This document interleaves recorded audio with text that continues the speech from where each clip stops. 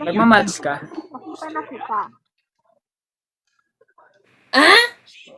Wala kang boses. Sabi ko, nakita na kita. Saan? Sa live din ng dito sa FYP.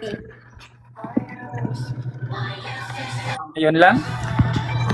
Ewan ko, nakaraan pa ata yun. Yung meron kang kakuhost na girl. Tapos, may bumasok na Indiano ata yun.